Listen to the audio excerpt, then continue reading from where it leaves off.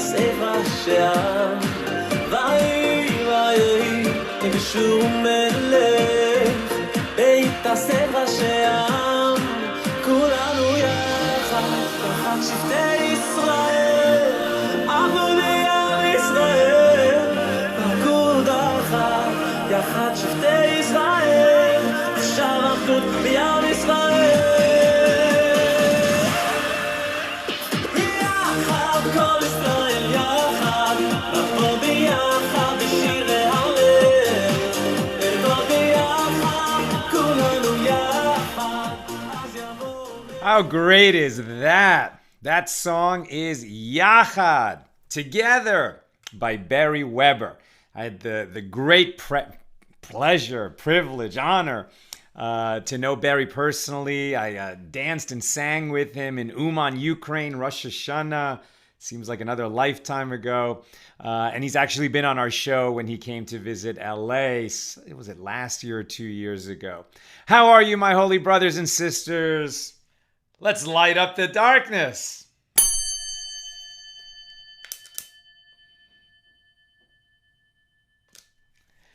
Yes, yes. The Accidental Talmudic Store is open. Nina will put the link there in the comments. This is actually already the most popular shirt. People are buying it. They love it. This is a great way to support our non-profit and have fun. These shirts are sure to be conversation starters. And I was really touched that this particular one is the best-selling one. Who knows if it'll stay the best-selling one. But for now, it's got the head start. And that's how we open up every show. Let's light up the darkness. And you've got your Accidental Talmudist logo in the back. All right, my holy brothers and sisters. Let's see who's with us today. Excuse me, I'm losing my voice. James Roth says shalom from Indianapolis. Yehudit Sobel says shalom from Florence, South Carolina. Sandy McMurray says good evening from Michigan. Melissa Itel-Jurin, good evening from Great Neck, New York. Gwen Strong, shalom from Southwest Michigan.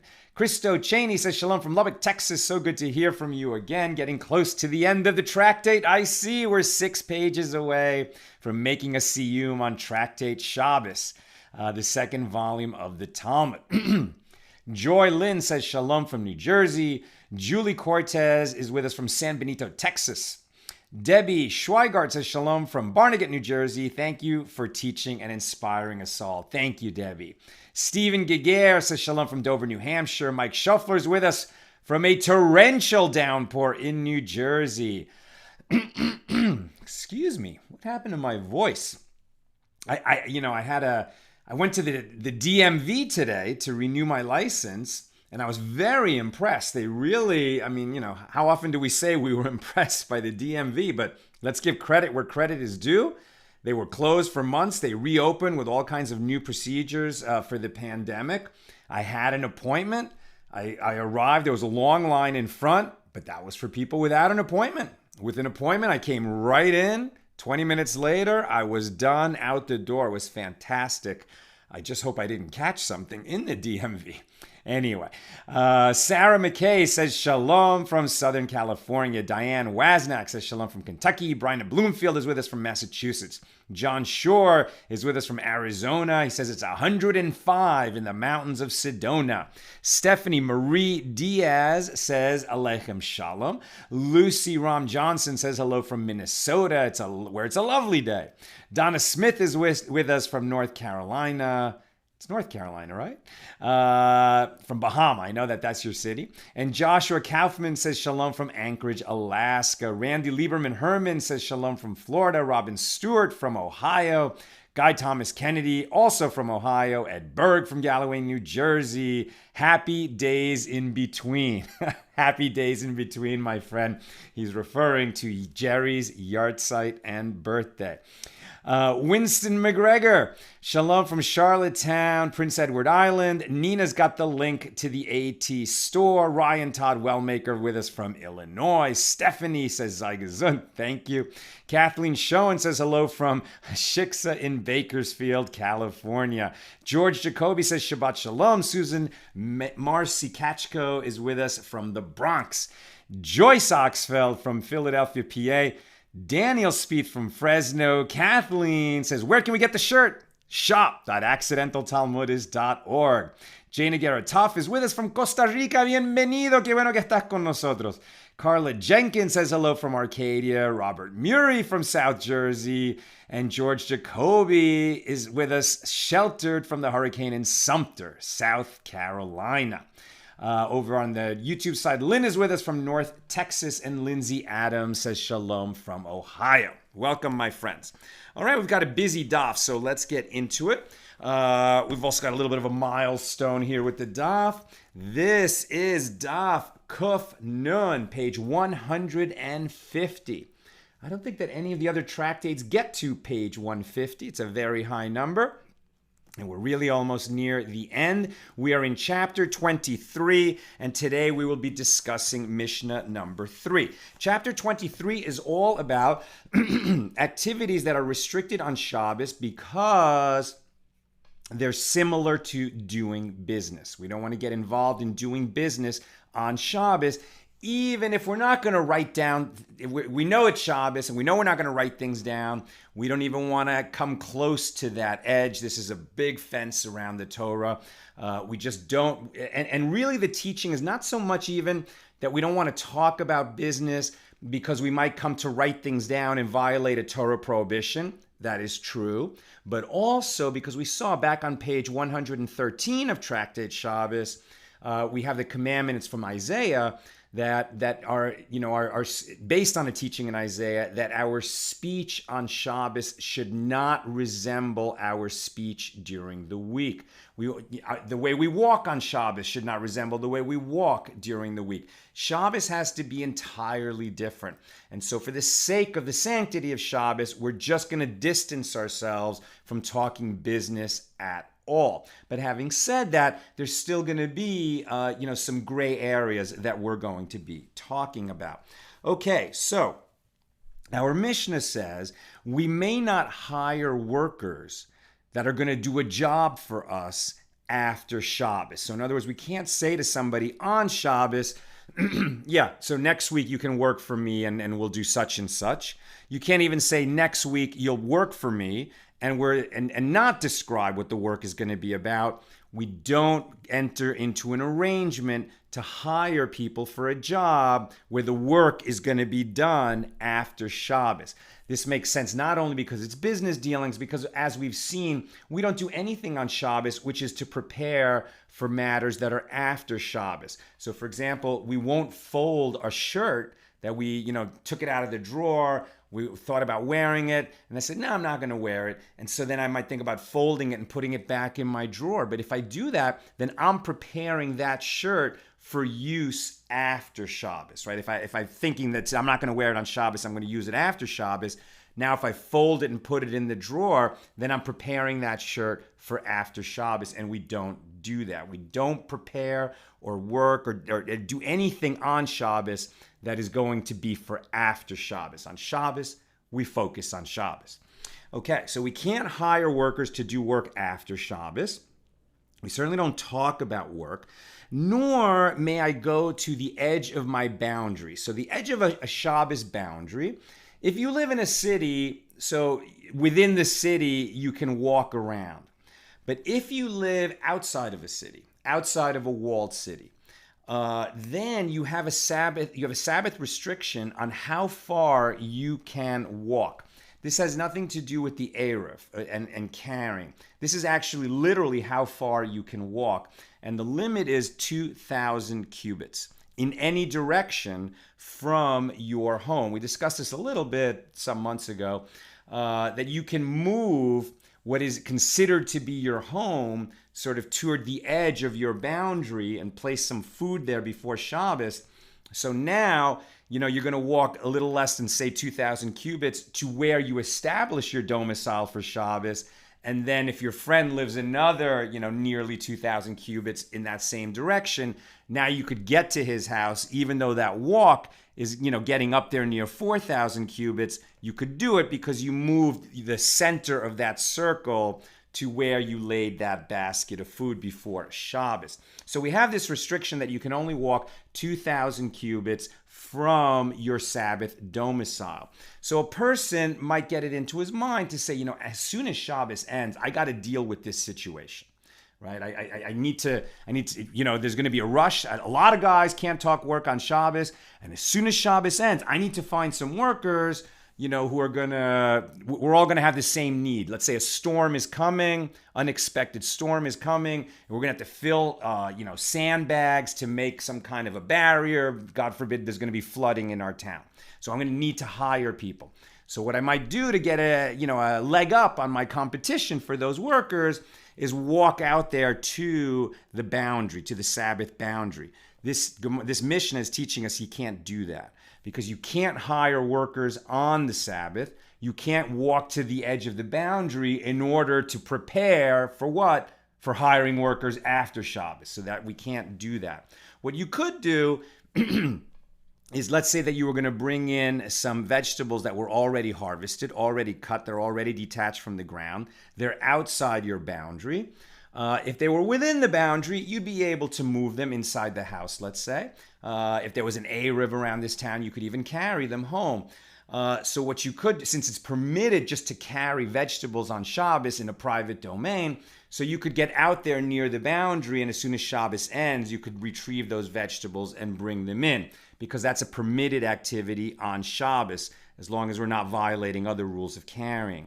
But hiring workers is not something we can do during Shabbos, nor may we walk to the edge of our boundary so that we can get a jump on hiring workers after Shabbos. Okay,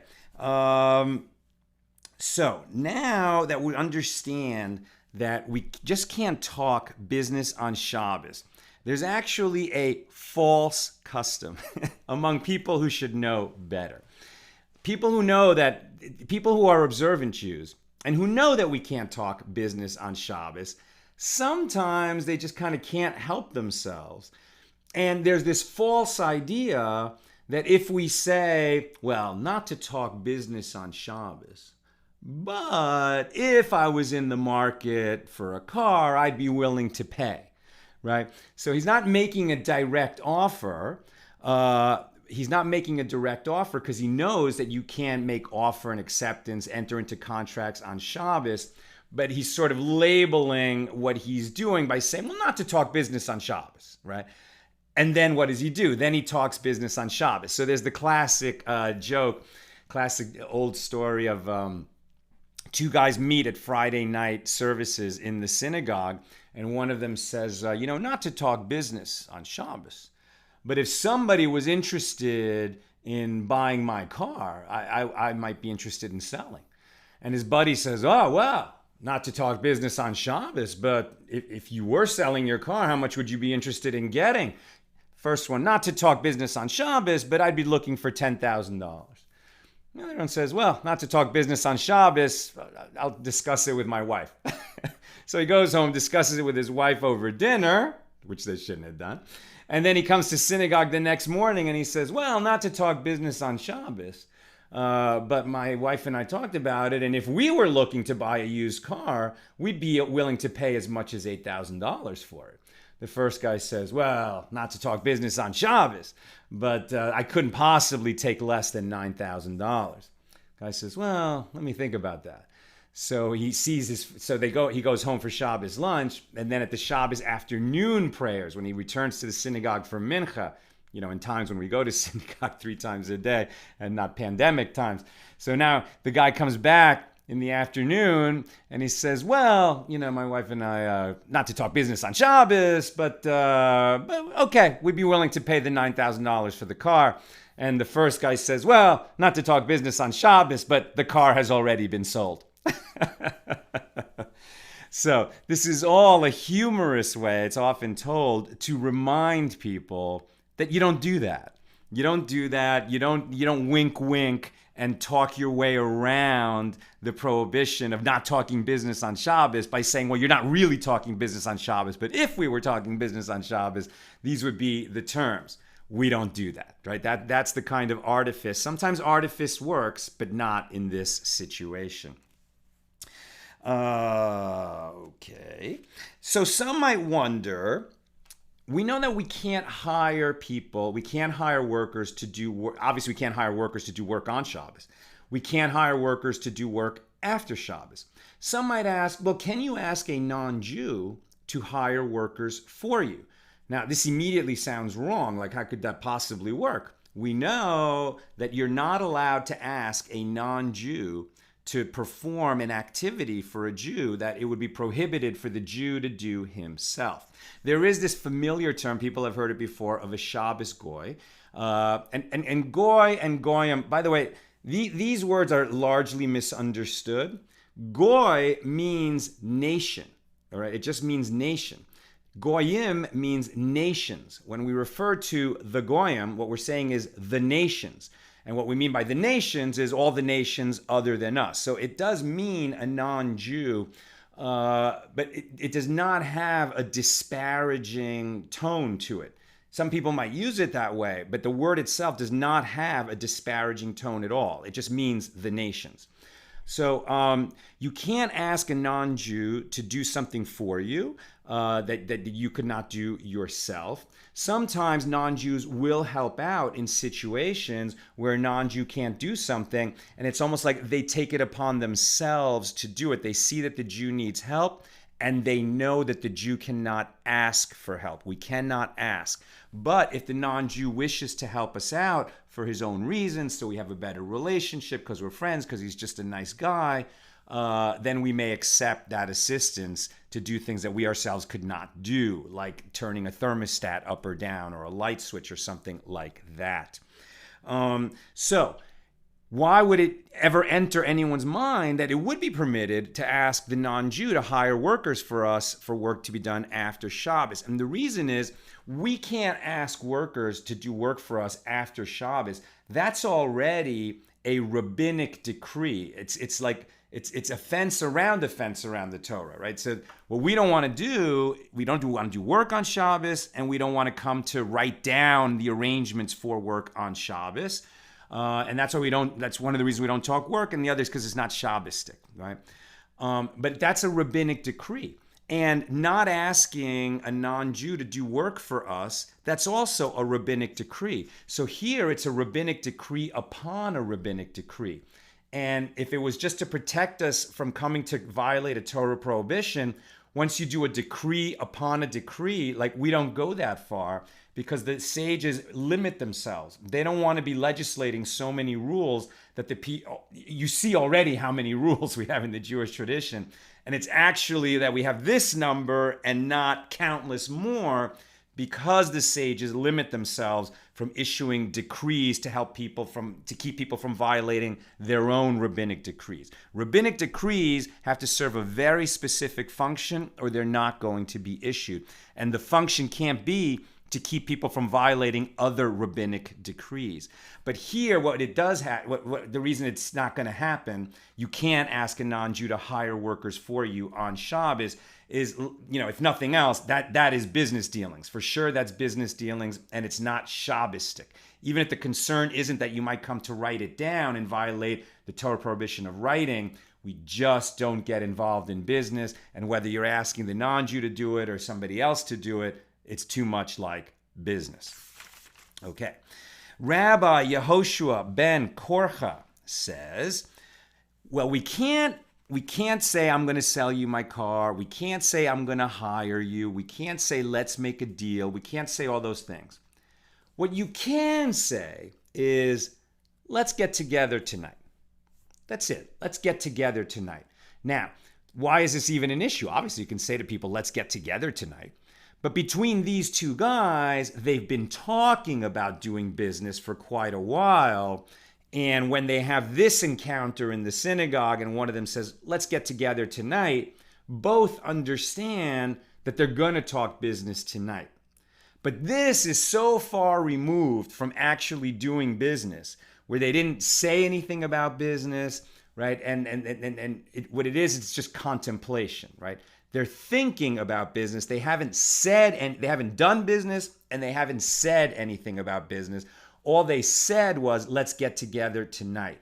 That is permitted.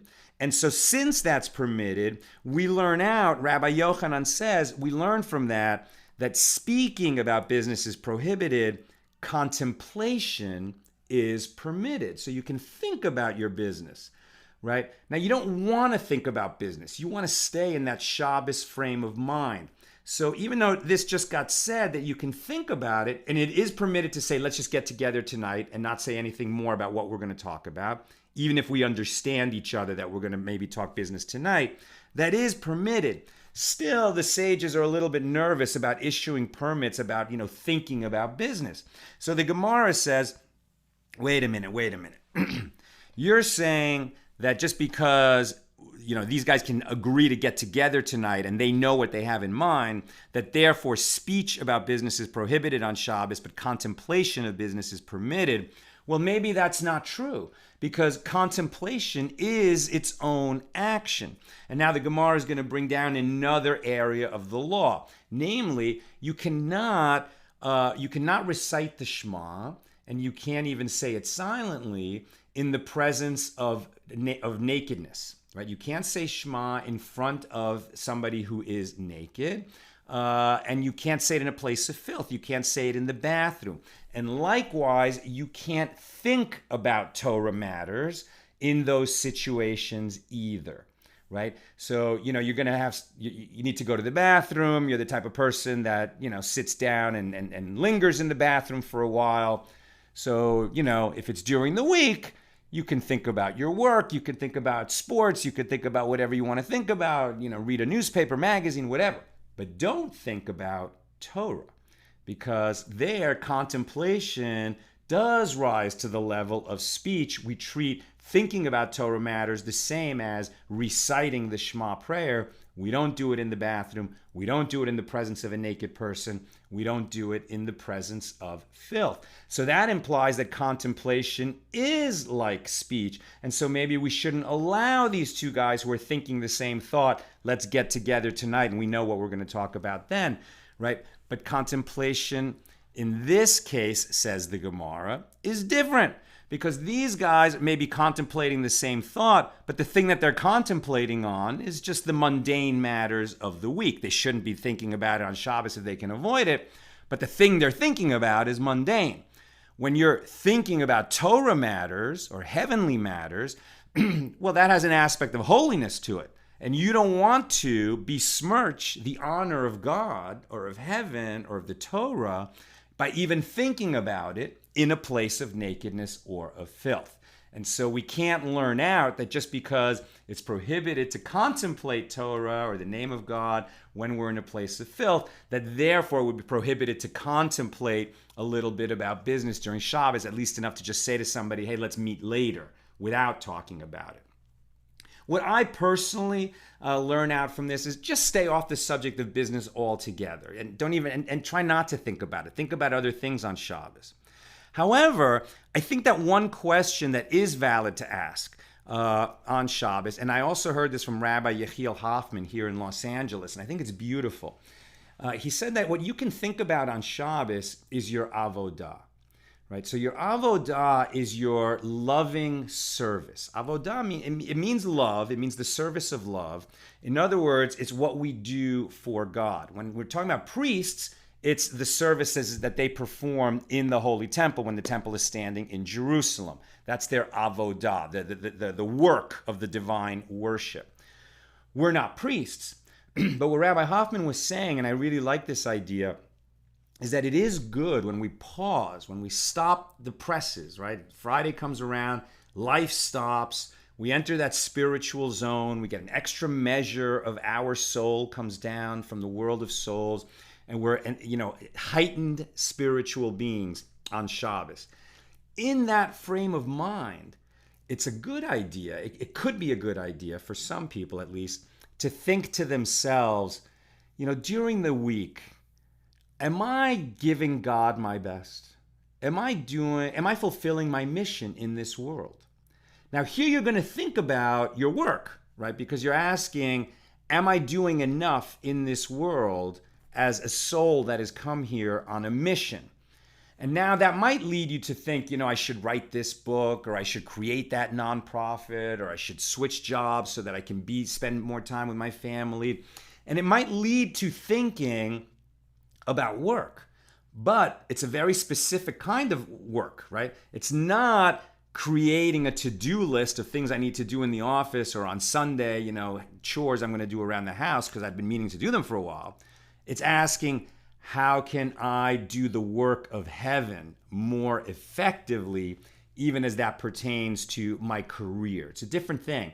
Nevertheless, while I think it is good to do that kind of contemplation, don't make it conversational, because if you start talking to somebody else about your work and how you'd like it to be more for the sake of heaven, that might easily devolve into just talk about work and finding new jobs and career, etc. If you have questions and comments, please put them in the comment section. Nina will give them to me later toward the end of the class, and I'll try to address everyone's comments and questions. Okay, so contemplation, we've learned, is different on Shabbos than speech. Okay. Now, a question is raised. So we just said that we may not recite the Shema in front of someone who is naked, because these are holy matters, and we don't do that in the presence of nakedness.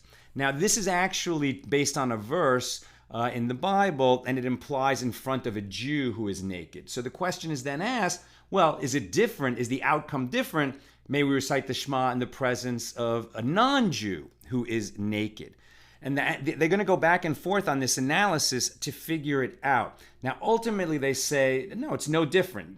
You can't speak of holy matters in the presence of nakedness. It is inappropriate, right? Nudity is not conducive to directing one's thoughts and heart and his mind and heart to the issues of heaven, to the matters of heaven. It's not conducive to that, whether the one who is naked is a Jew or a non-Jew.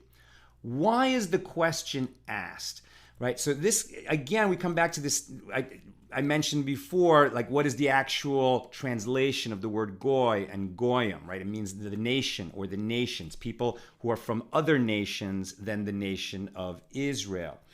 Sometimes we get questions a lot where, people have heard rabbis teach or have read things on the internet where the rabbis are going to be speaking, much more favorably about the Jewish people than they're going to be talking about non-Jewish people.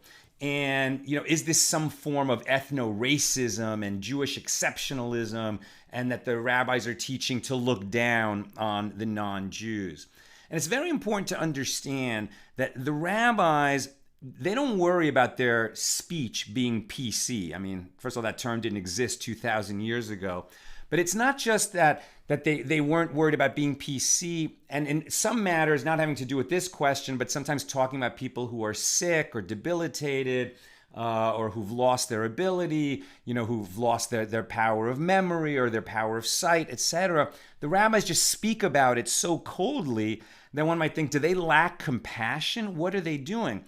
And that's why we have to remember that you don't confuse analysis of Torah questions with a rabbi's bedside manner. One has nothing to do with the other. These were very, very refined, kind people. Their bedside manner, their way of interacting with people who came to them with questions, Jew or non-Jew, was very kind, very elevated, very, very gallant, the way they talked to people. When they're just asking the questions, they're just going right to, well, what are the distinctions and what is the truth? What we learned from this teaching, that the prohibition on reciting the Shema in front of a naked person makes no difference if he's a Jew or a non-Jew, is we learn out that there's no ethnoracism, among Jews toward non-Jews. The distinctions that we draw between Jews and non-Jews have nothing to do with some kind of prejudice and everything to do with having different obligations, right? Jews have a different set of obligations in this world. We are liable for these 613 commandments which God gave us, right? He said, you people are Jews. You may not understand why. you're never really going to understand why. But the fact is, if you're born a Jew or if you convert to become one of the Jewish people, again, proving that has nothing to do with where you come from or what your skin color or the circumstances of your birth are. The fact is, if you are a Jew or you become a Jew, then you're obligated in all these commandments. And the rabbi's interest is to make sure that every Jew knows what the commandments are and how to fulfill them in every situation. And because there are so many commandments and an infinite number of situations in this world, that's why their analysis has to probe all these different areas of life. And they don't have time to be, to be so soft-spoken about it. They're just going right to what do you have to do, what do you have to not do, what's permitted, what's prohibited, what's obligated. So and we learn out from here that there is no distinction, in terms of the physical person between a Jew and a non-Jew in this question. Okay. Back to the conversation of business topics and dealings on Shabbos. Now, we learned something very interesting. We are not permitted to consecrate an animal or an object on Shabbos. That is something that and because it's similar to business dealings. Now, the power to consecrate, I heard this from Rabbi Shmuley Bornstein yesterday on a recording from the AllDaf app, and he puts it like this. He says, "Our speech, our power of speech, it's a superpower." Now, the Chafetz Chaim said the same thing with regards to Lashon Hara and how much damage we can do to other people if we don't use our power of speech with wisdom and kindness. But Rabbi Bornstein's talking here, we have that superpower, but we also have the superpower to transform matter. With our words, we can literally transform an object from one thing into another. What's he saying? He says that if a person, let's say he's a farmer and he has livestock on his farm, so he goes up to a sheep and he looks at that sheep and he says, "This sheep, I am going to offer it up on the altar in the Holy Temple in Jerusalem when the Holy Temple is standing. God willing, it'll be very soon when the Messiah comes, and then we'll be able to fulfill all those commandments regarding bringing offerings in the temple." So when the temple is standing, a person can say, "This animal is consecrated to be offered in the temple," or "This object, this gold, this gold bowl, which is worth a lot of money, I am going to donate it to the temple to help fulfill the communal needs of the poor, so that offerings can be bought for poor people who can't afford to bring them for themselves."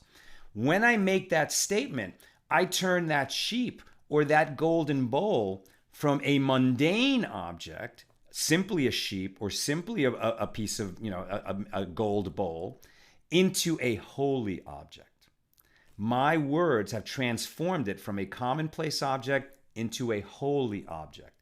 And once it acquires that kedusha, once it acquires that holiness, I can't get rid of it. I can't now say, "No, I made a mistake. I didn't mean it. It's no longer holy." No, now it's become holy. If there's a situation where for some reason it can't be brought to Jerusalem and offered, there's problems, okay, so then we're going to deal with that situation. Maybe the vow can somehow be reversed. Maybe the object can be exchanged for another one of equal value. But that's a whole host of law. That's a whole body of law, and it's not easy. It's not simple. It's quite complicated. But the fact of the matter is, with my words, I transformed that object. Because we're transforming that object, we're changing its state of being. We don't want to do that on Shabbos, right? It's very similar to business dealings when we understand that we're actually turning one object into another object. It's like almost manufacturing a new holy object. So now that we've heard that's prohibited, the question is asked, well, may I get involved in calculations on Shabbos for the sake of apportioning money to the poor, or for the sake of pledging money to the synagogue for the communal needs of the congregation? Can I make a pledge to charity on Shabbos? I cannot go up to my friend and say, "Hey, I'm going to pay you $100 for that car, set it aside from me. That's it. I'm pledging to buy it for $100. I can't do that. That's business. But can I say to the rabbi, I hereby pledge that I will donate $100 after Shabbos to the synagogue for the needs of the community? Answer, yes. Yes, we can. We can because, says the Gemara, we are enjoined, we are prohibited from speaking about our business on Shabbos. But the business of heaven, that we can speak about, right? So when we're pledging to give charity, when we're pledging to do righteous things after Shabbos, that's the business of heaven, and that is permitted on Shabbos. And that's why very often when people are called to do an Aliyah, to make a blessing when the Torah is being read publicly on Saturday morning, people, because they're grateful that they've been honored to give that blessing in front of the congregation, and the congregation will pray for the well-being of the person who's called up to give that blessing, and he's sort of grateful for that, and so he wants to pledge to give some money to charity, to some charity or to that synagogue, usually to the synagogue, to that community. People will make a pledge, and that's permitted. Not only that, but small traditional synagogues very often, a few times a year, will auction off those aliyahs, the right to come up and make a blessing when the Torah is being read publicly. And before the Torah reading happens, there's like a whole auction process. Feels extremely businesslike. There's an auctioneer, and okay, this is the first aliyah. It's the Cohen aliyah. Do I have $100? I have $100. Do I have 200? I have 200. I have 300. And in some very rich congregations, that auction will, yield pledges of thousands, tens of thousands, some synagogues, hundreds of thousands of dollars. And these are the primary fundraisers of that synagogue community for the year. Is it permitted? Yes, and this is why, because we're talking about the business of heaven. That's not anybody doing business dealings for themselves. That is people pledging to support the needs of the community, and that is permitted on Shabbos. So we can make calculations for the sake of a mitzvah. We can also say, hey, we just raised $20,000, in these aliyahs. It's wonderful. Let's make sure that we set aside at least $1,000 for the widow baker. She lost her husband this year. She's got 10 children. Let's for sure make sure that she gets some of that. That's okay. Those are charitable calculations, and we can do that on Shabbos. And finally, a new teaching. Very strange when we first hear it. Rabbi Shmuel Bar Nachmani said in the name of Rabbi Yochanan, or he said that Rabbi Yochanan said, we may go to theaters, circuses, and courthouses on Shabbos. Like, wait, what? What? That doesn't make sense. We don't want to get involved in business. We want to stay in a Shabbos frame of mind. So we're going to go to the circus on Shabbos. We're going to go to the theater on Shabbos. We're going to go to a courthouse. Why would we do that? This is a pretty specific teaching for that time and place, right? So he's talking about a time when the Roman Empire was oppressing the Jews and the Christians, by the way, in the Holy Land. And so when you've heard about slaves, Christians, Jews being thrown to the lions, right? Very often that would happen on Shabbos because it was a weekend day. And in those situations, sometimes if the crowd would cheer and say, thumbs up, let that person live, well, then the emperor would spare that person. So what Rab Shmuel Bar Nachmani is saying is that if your presence in a courthouse or in a theater or in a circus will save Jewish lives, right? It will save lives. Okay, then you can go to those places. But if you're not going to save lives, if you're not going to improve, if you're not going to go there for the sake of your community and for saving life, then no, then you don't go to those places. Okay. And finally, just two more quick thoughts. One is a little story. It's very nice. It's a pretty famous Talmudic story, actually, here on page 150b in Tractate Shabbos. We learned in the Mishna that one may not wait for nightfall at the edge of the Shabbat boundary in order to hire workers or bring produce from outside the boundary immediately after Shabbos. The sages taught there was an incident with a pious man in which a breach was made in the fence around his field. And when he saw it on Shabbos, he decided to fence it in. Right? So he had a wall around his property. It's like an agricultural property. There was a wall around it. And he noticed on Shabbos that there was a breach in the wall. And he said, oh, I got to fix that. He thought to himself, I got to fix that. So he decided to fence it in. And then he remembered it was Shabbat. And that pious man refrained from fixing the fence forever because he had thought about fixing it on Shabbos. Now, it's not clear that this is the way anybody needs to act, right? We're not saying that this is the way you must conduct yourself. He's being called a pious man, right? So he's like going above and beyond. But he knows you're not allowed to plan to buy a field. You're not allowed to plan to make a repair, right? So you're sitting around your house on Shabbos and you notice that something is wrong. There's a leak, there's this, there's that. You might notice it and then just go on with your day. What you don't do is think, oh, yeah, there's that leak in the roof. I'm going to have to get plaster, 2x4s, screws. I'm going to need a helper, right? To start to plan to make the repair is prohibited. Because he didn't realize it was Shabbos and he started to plan in his head to make that repair, and then he remembered it was Shabbos, and he said, oh, I shouldn't have done that. It was wrong. And so it was an unwitting violation, but of what? An unwitting violation of a rabbinic prohibition. He didn't do any work. He just thought about it.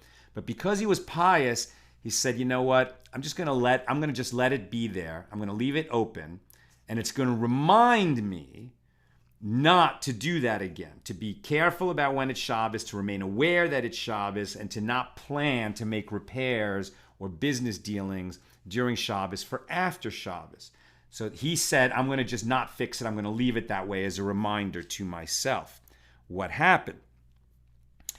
And a miracle was performed for him, and a caper bush grew in the breach, thereby closing it up.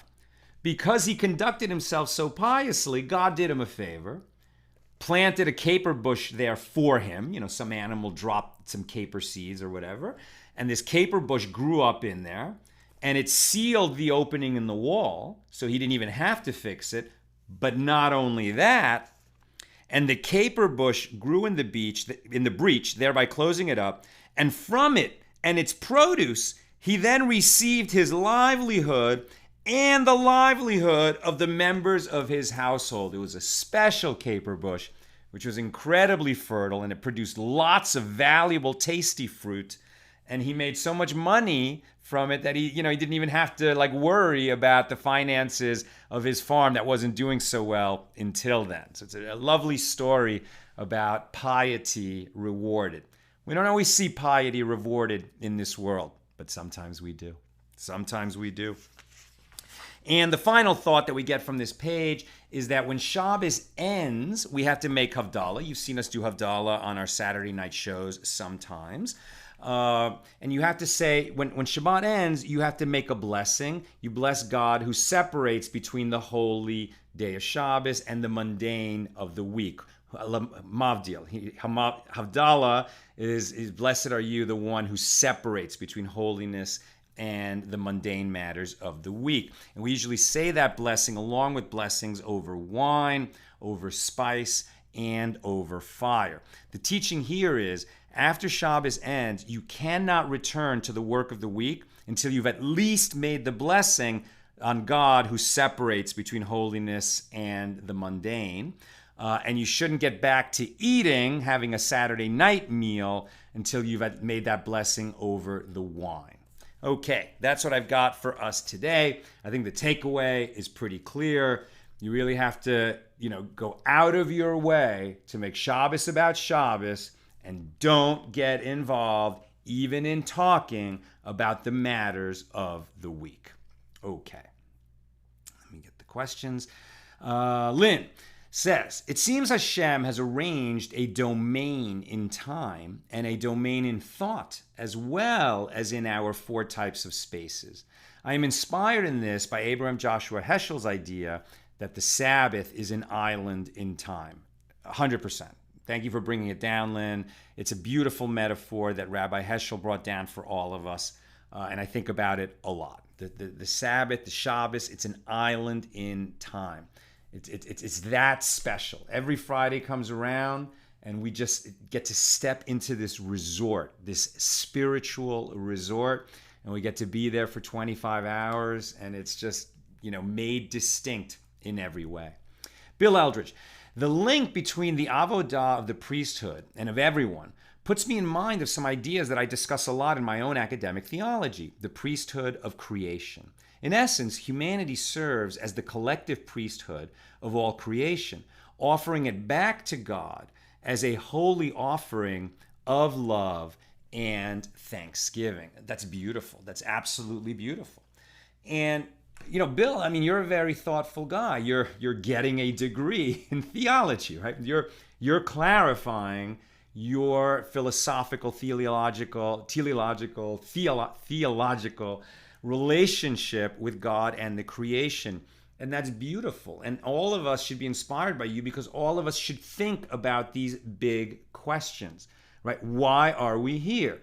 Why did God create a world within God? Right? When we understand Lurianic Kabbalah, just basic Kabbalah, the idea that God is infinite, right? The universe is within God, and God created by retracting his presence from this area called the universe.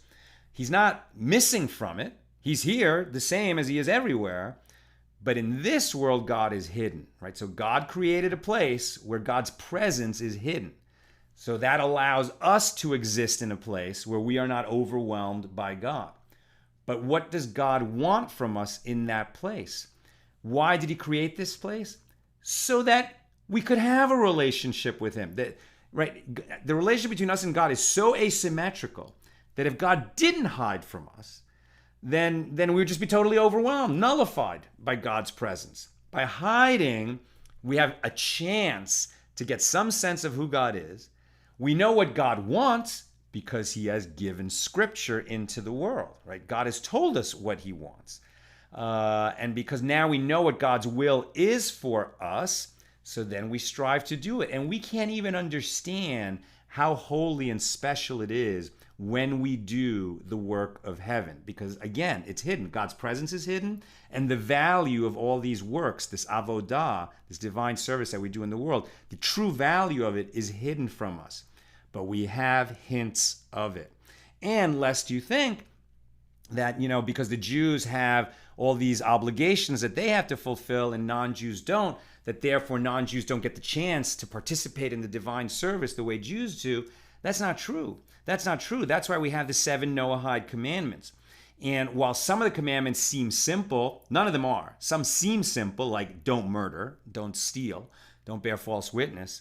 None of them are simple. They're all categories. And the number 1 Noahide commandment is to know God, K-N-O-W.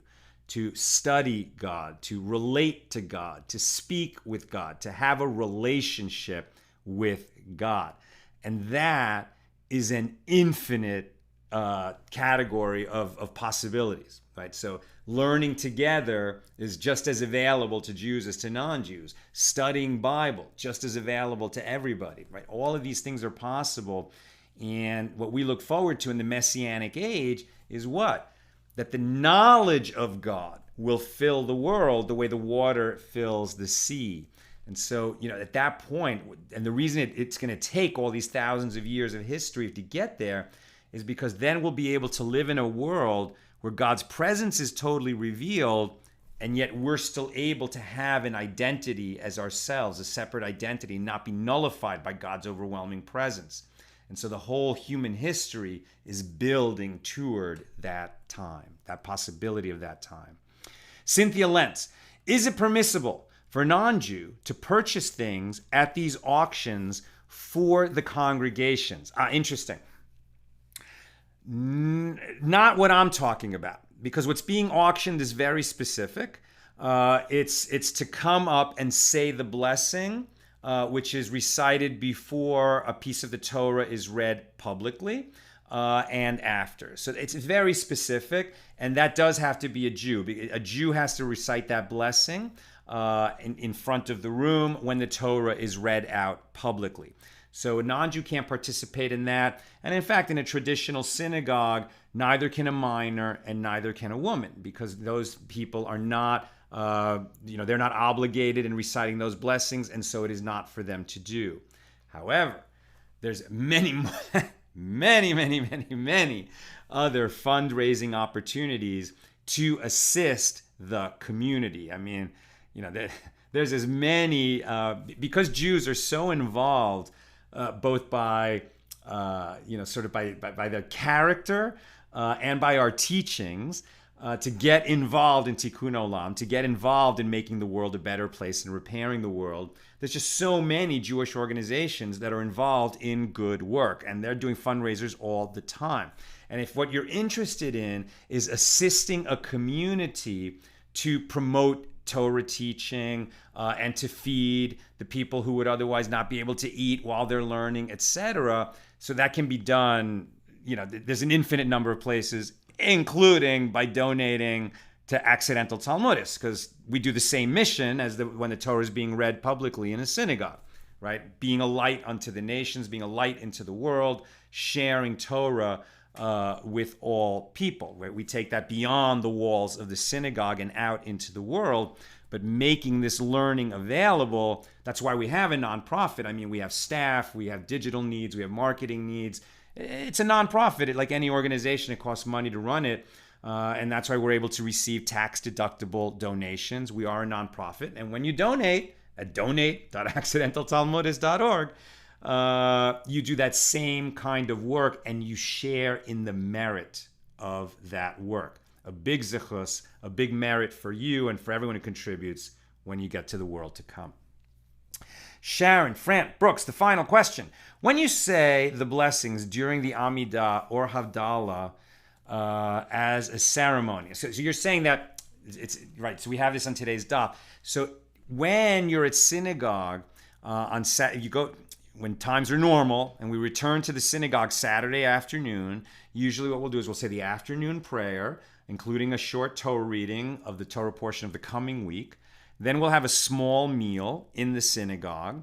And by the time we're done with that, it's time for the Saturday night service, which is really because it's now Sunday, right? So for us to be able to say that, now it's like we're leaving Shabbos and we're saying the Amidah of the coming week. Because of that, we're going to say a blessing in the synagogue of God who distinguishes between the holiness of Shabbos and the mundane matters of the week. If you're not in synagogue to hear that, well, then you need to recite that blessing. Even if you said it while you were in synagogue, you're still obligated when you get home to say the Havdalah blessing over wine, right? And that's why many people will, just kind of be there at synagogue, but they're going to do it with their family when they get home. But the basic teaching is you can't start working Saturday night until you've made the Havdalah blessing. Blessed be the one. Blessed are you, Lord our God, ruler of the universe, who separates between holiness and mundane. And you can't eat Saturday night until you made the blessing over the wine. And that's what we're learning in today's daf. That's what I've got for us today. It's been great to learn with you, my holy brothers and sisters.